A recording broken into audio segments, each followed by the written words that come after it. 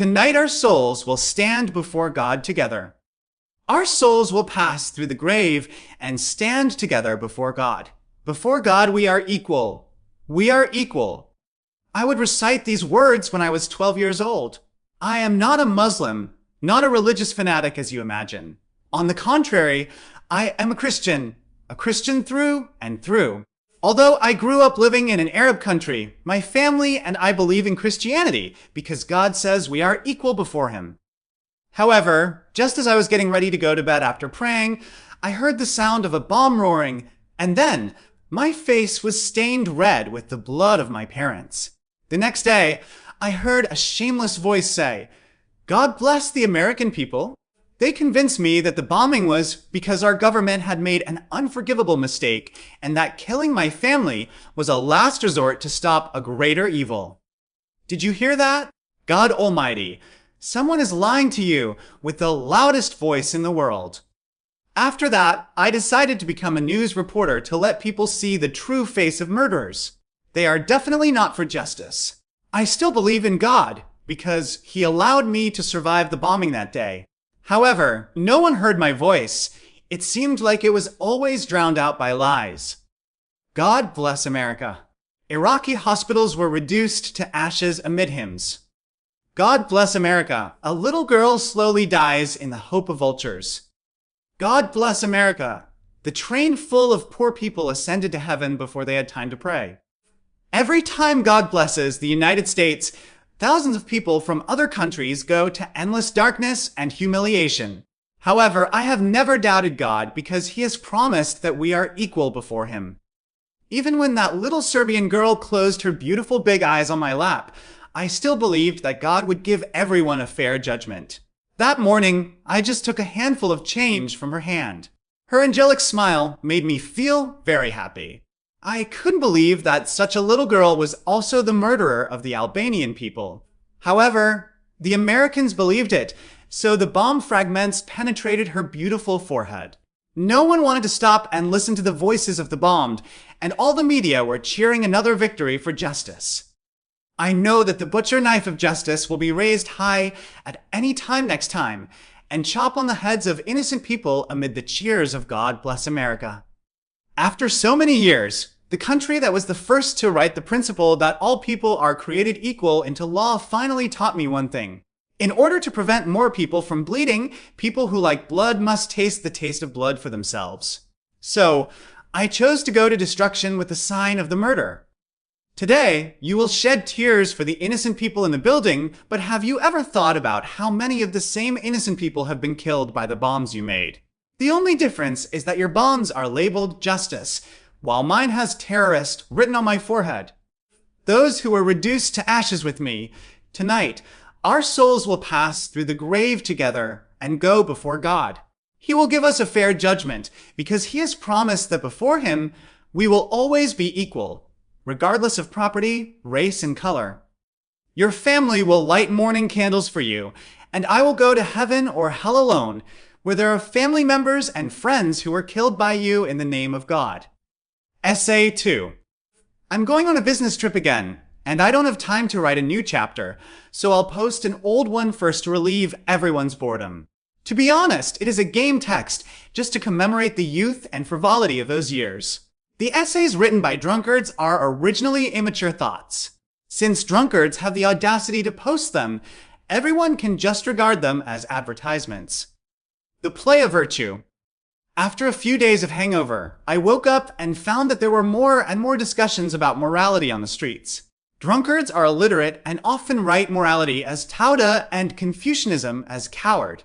Fortunately, they now type in pinyin, which avoids many mistakes. However, after receiving so many years of moral education, I have a little understanding of virtue. Chinese morality. In fact, the writing is not bad, mostly originated from Confucianism, which seems to say, only the virtuous live in the world. This virtue was originally established for the purpose of competing for the throne, but it was just a means for a group of bandits to compete for the world, and it seemed to have little to do with the people themselves. You are lucky to have a virtuous master. To put it bluntly, you have to endure the same if an ungrateful one becomes emperor. Later, I don't know who is smart enough to extend this virtue to ordinary people's behavioral standards.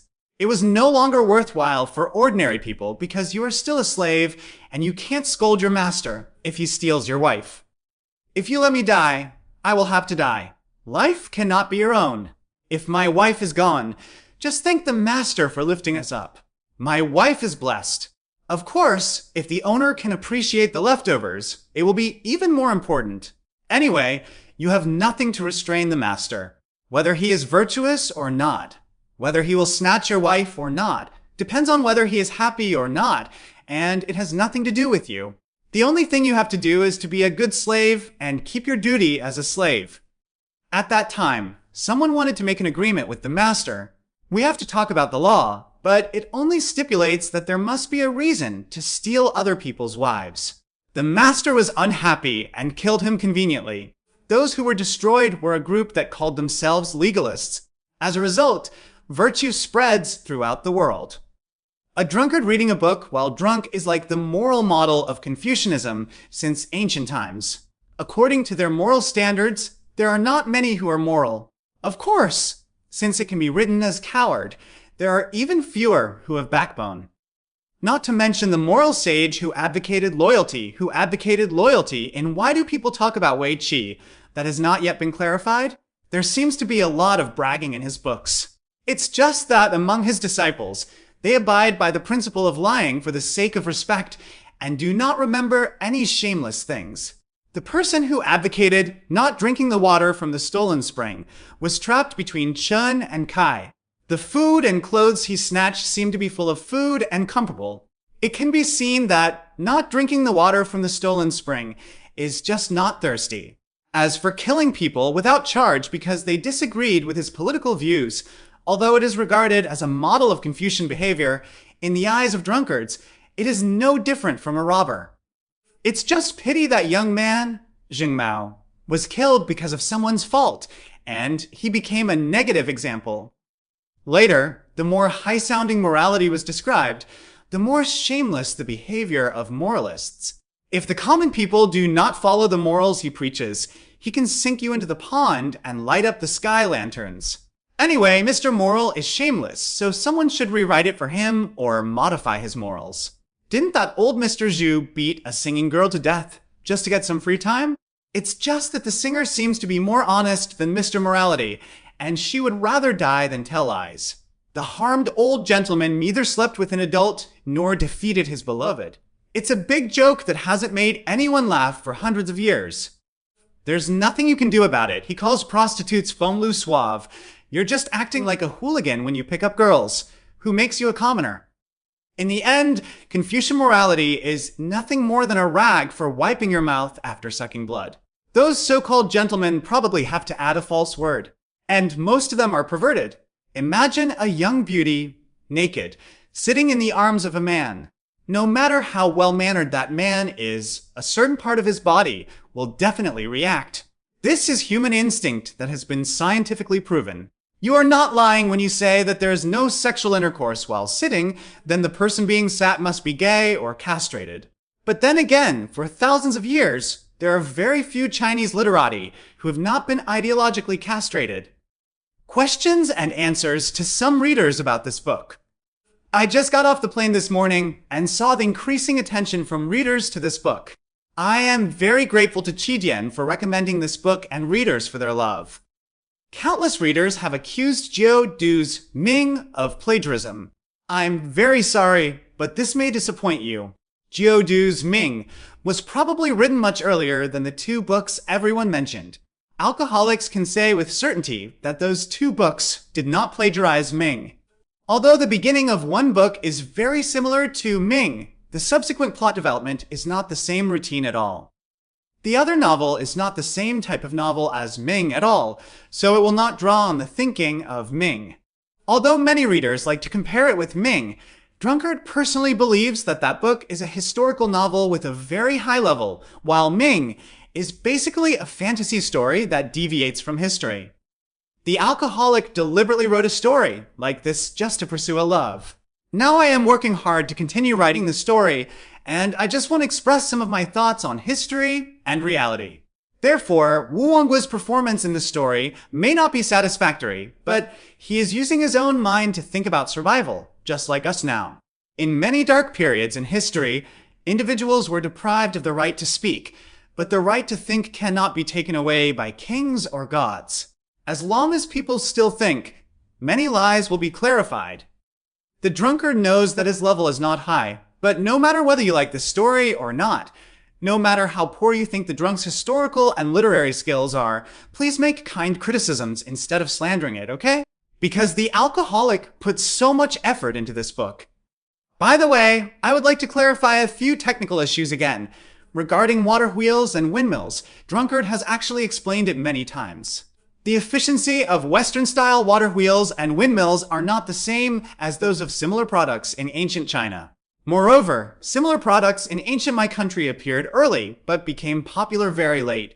The popularity of ancient Chinese-style water wheels was in the middle of the Ming Dynasty.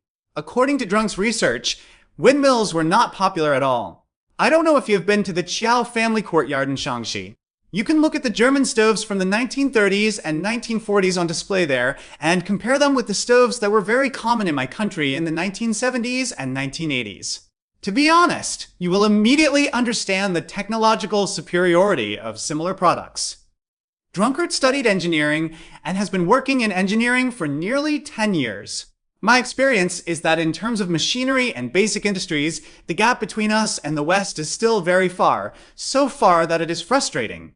This gap can no longer be said to be just a gap in technology.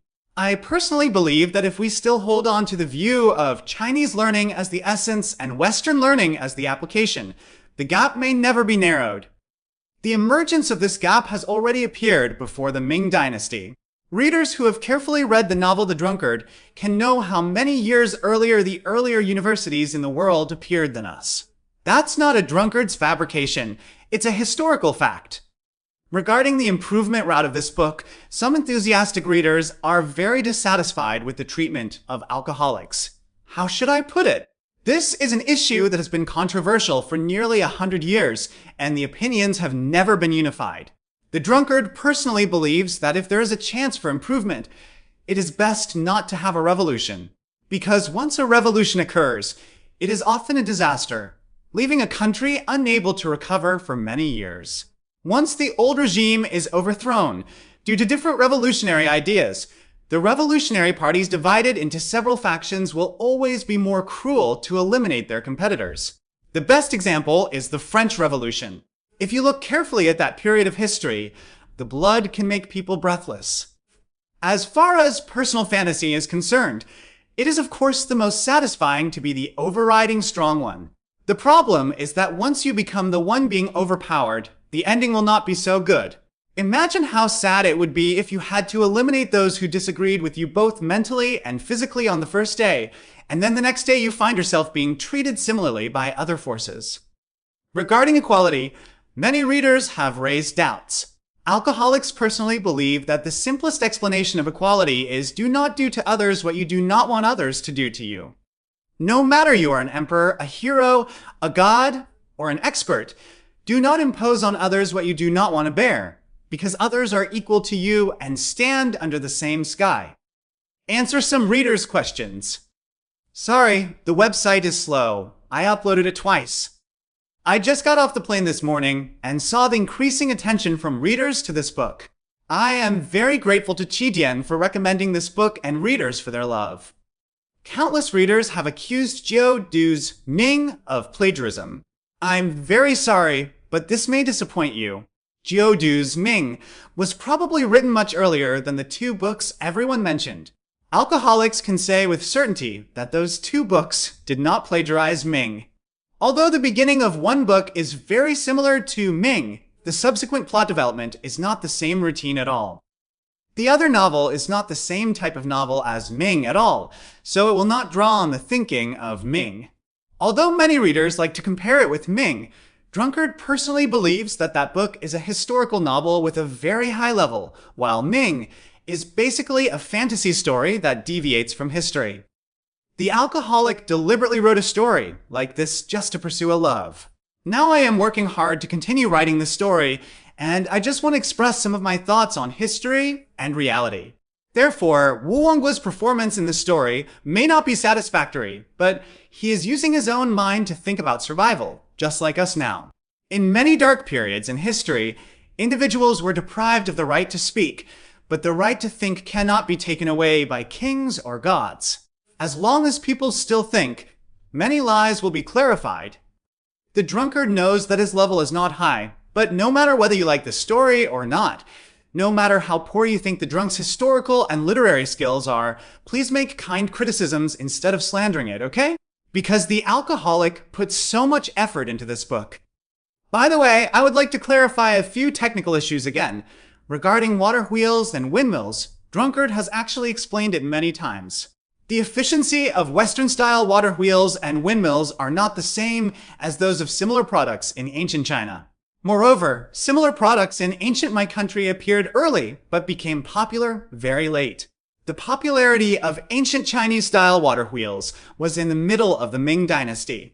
According to Drunk's research, windmills were not popular at all. I don't know if you've been to the Qiao family courtyard in Shaanxi.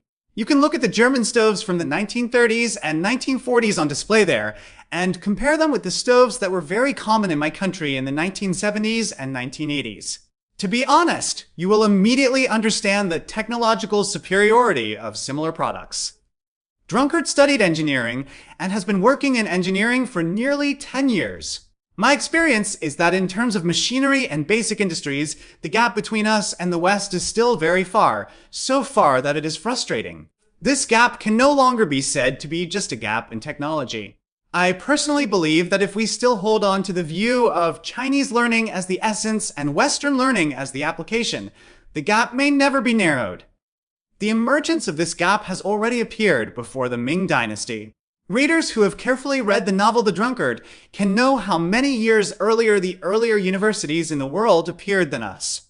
That's not a drunkard's fabrication. It's a historical fact. Regarding the improvement route of this book, some enthusiastic readers are very dissatisfied with the treatment of alcoholics. How should I put it?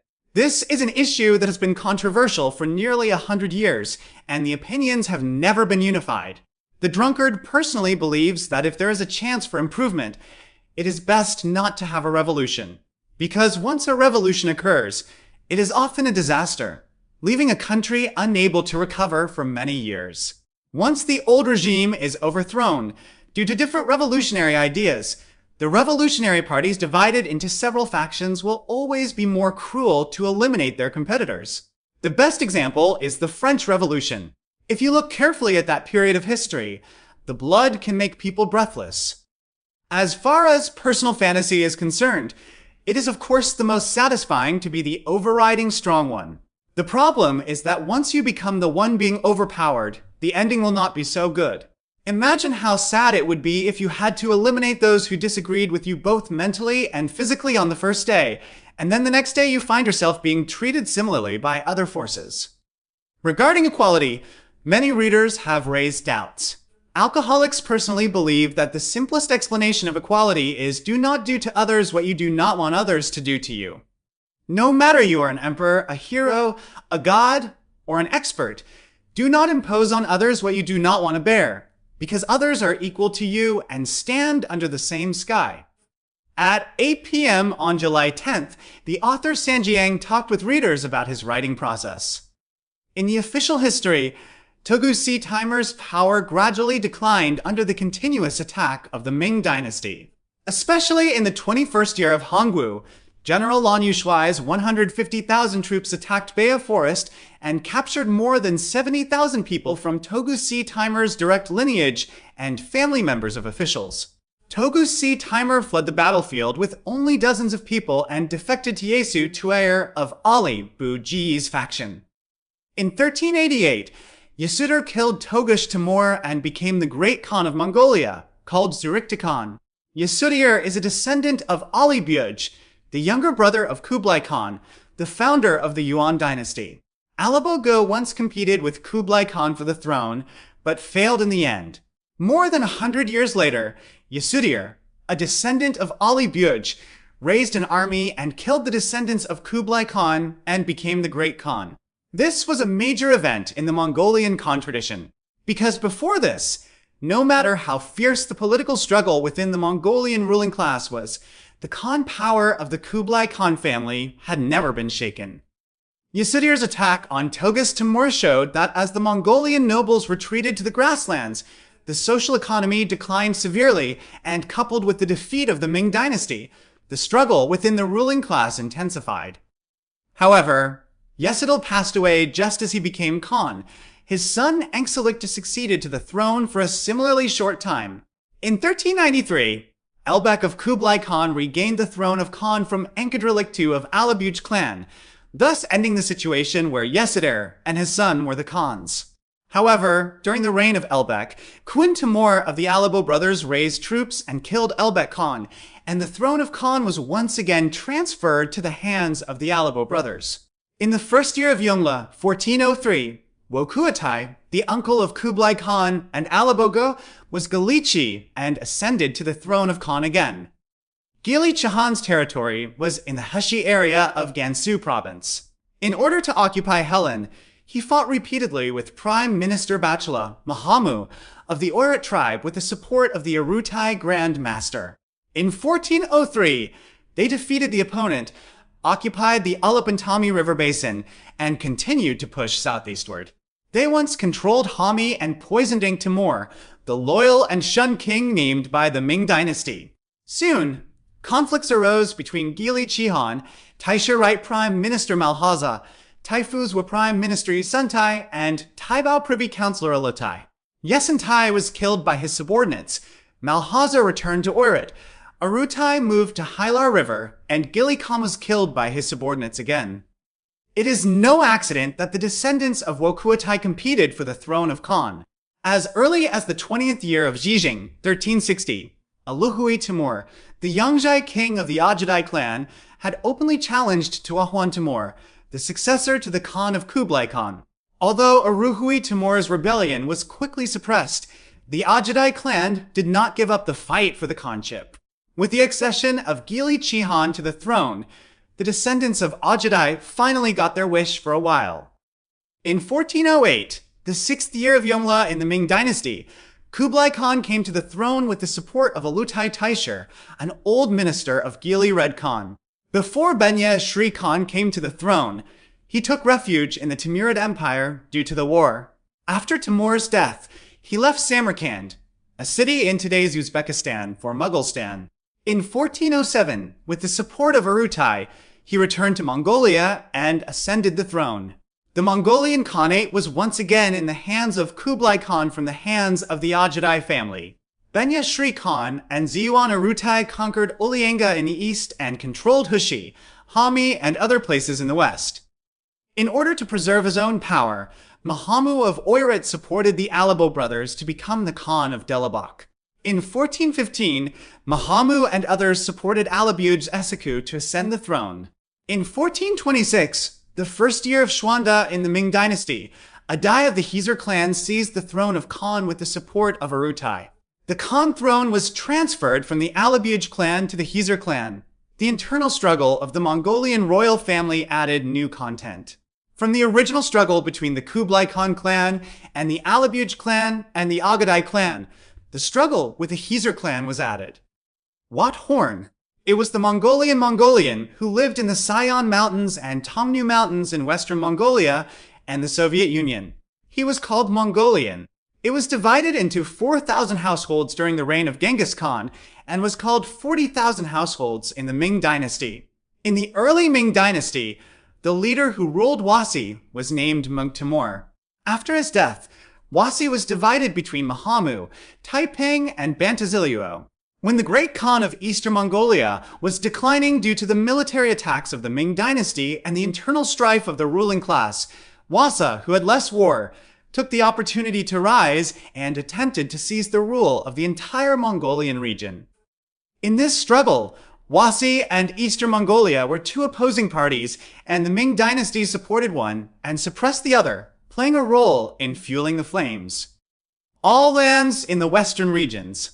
There are also many Mongolians in the Eight Guards area such as Hami, Chijin Mongolia, and Shazhou. Some of the leaders of the guards are descendants of Mongolian nobles and clans of the Yuan dynasty. The places in the western regions are located on the east-west transportation routes and have close political, economic, and military relations with Wasi, Eastern Mongolia, Turpan, and the Ming dynasty. Especially Hami. All forces have launched a long and fierce struggle to compete for it. To the west of Hami are Besbali, now north of Jimsar County, Xinjiang, later moved to the Ili River Basin and renamed Yulabali and Turpan. Their rulers are descendants of Chagatai and have maintained a long-term tributary relationship with the Ming dynasty. Turpan expanded its power eastward, occupied Hami 3 times, and had wars with Wasi and the Ming dynasty. Update instructions. An alcoholic, native of Inner Mongolia, graduated from a school in Jiangnan, engaged in debugging of electrical equipment in Beijing. I like to doodle in my spare time. I once wrote several essays when I was drunk, but they all disappeared from the internet due to the incompatibility of the times. In 2001, I wrote my first novel, Qin, and became obsessed with reading online novels. I started writing Ming in 2003 and have continued to write it until now. Unconsciously, it has nearly 1 million words. I don't dare to call myself a writer. I just share some of my dreams and immature thoughts with everyone. If someone likes it, a drunkard will be lucky.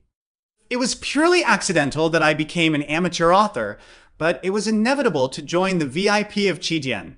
If one day I can look back on the confused years of 2004 to my son, I will point to a bunch of pirated copies of Ming and say to him, "Look, your father has supported so many pirates. The only one who insists on genuine copies and is willing to give you money for milk powder is Qidian." The first time I wrote Ming, which can be regarded as a novel, was in October 2003. At that time, my career was at a low point and my relationship was extremely depressed. In the spring of that year, my girlfriend, whom I had been in love with for many years, went to Australia. The engagement that was originally expected to be at the end of the year also encountered great resistance. I was so bored that I started to write the first chapter. I remember that my biggest wish at the time was for readers who liked this book to send me a blessing on December 21st, the day my girlfriend returned to China. I hoped that the blessings from hundreds of people would move God and help me overcome the deliberate obstruction of a few well-meaning people around me. Starting from December 20th, within a few days, I received thousands of blessings. When I looked through these blessings one by one, I knew that I was not alone.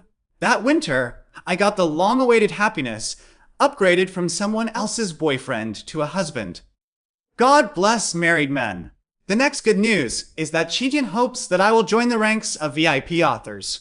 Perhaps it is due to my distrust of the network economy that I have been hesitating between joining and not joining. As early as about a month after Ming was serialized on the internet, several friends from Qidian paid extremely enthusiastic attention to this book. Bao Jianfeng and Qin Huai were invited to stay on the site several times, but I did not dare to accept. Because I know what the level of my writing is, and if it's free, people will read it. How about charging? It was probably thrown into the trash long ago. I once impulsively subscribed to mingyangpinshu.com for a week. The subscription effect at that time was a bit beyond my psychological endurance. With my job at the time, there was really no need to write some text to support my family, so I quit Mingyang's VIP and returned to the ranks of free authors. Probably one day around the Spring Festival, I suddenly saw the new book, The Ming Dynasty, in a rental bookstore on the roadside. The cover of the book was printed with the name Drunkard. I was shocked and delighted. I didn't know how to describe my mood at that time. I spent 20 yuan to buy my work from a small boss. When I got home, I carefully wrapped the book cover and read it slowly. At that moment, I realized that my book had economic value, and judging from the stains on the book, there seemed to be a lot of people renting it. After a night of depression, I finally made up my mind to become a VIP author. I chose the starting point entirely because of the enthusiasm of Bao Bao and others. I didn't expect that there would be subsequent stories. At that time, the first volume of Ming had been serialized for free to chapter 12, and it was not far away from the end. In order to adapt to living abroad in the future, I changed my workplace in 2004. I jumped from my original publishing house to a European company that made electrical equipment and restarted my business trip career providing technical services to power plants. The work was intense, and the hours were usually measured in weeks. One day, the drunkard got off the plane and returned home. He opened the internet to update Ming and looked at the royalties statistics column with a feeling of despair. At that time, he was shocked by the numbers inside. I haven't seen you for half a month, but my tens of thousands of words have attracted thousands of readers, earning me nearly 1,000 in manuscript fees. In addition to being uneasy, I decided to work hard to repay the readers and write the following words well. Careful readers can find that this is the first change in the writing style of Ming, from rough to rich. When you put effort into a text, the characters in the story have souls, and they gradually begin to think of their own. When I wrote the end of the first volume, when the Ming fleet set sail, I knew it was time for me to think about the purpose and significance of this book. Since Qidian has provided me with funds and a writing environment, I cannot waste this environment. Otherwise, I will be unworthy of my readers. Before the end of the first volume and the beginning of the second volume, Drunkard spent nearly half a month organizing his writing ideas and developing an outline for the entire book. Between the lines, I gradually added my thoughts on history and reality over the years. If the first volume of Ming is a trickling stream singing joyful songs, then the second volume was already a big river full of rapids and dangerous shoals in my mind before I started writing. The development of the story is just as it should be. In the first volume, Wu Onghua and others are just tossing around in a county. In the second volume, they have to face the problems of the whole country, as well as all the crises in the late feudal society. How to solve these crises? Even historians think it is a mystery, not to mention a bookworm Wu Onghua, and outside the story, a drunkard who is half asleep and half awake. The second volume of Ming begins with war, full of confusion and darkness. Some readers applauded, while others turned away. In particular, some topics involving personal dignity and freedom and national interests, between national conflicts and reconciliation, and between hatred and tolerance often aroused the most controversy among readers. Several unintentional but unbearable harsh comments from readers almost made me stop writing. Fortunately, I had some understanding friends and a few good administrators who supported me, and they helped me get through the most difficult moments. Through the starting point, I got to know internet celebrities such as Lao Lang, Chi Hu, Joke, Shua Jian, and Rui General. We all discussed with each other and never felt lonely, especially when I came back from get off work, wrote books until late at night, and clicked QQ, and I could always find a few familiar figures. With the development of Qidian, the number of VIP subscriptions to Ming is getting higher and higher, and the pressure on the author is also increasing. In a material society, no one is exempt from vulgarity, and everyone hopes that their works can be recognized by more readers. I can only work hard to improve myself every day so that readers can get something new from the novel. The internet is an eyeball economy, and readers are the only judges of competition. They will not aggrieve their brains because of their deep love over time. This is the unmitigated truth for both VIP authors. The VIP system closely links the starting point with the author's interests. As the starting point continues to develop, the authors benefit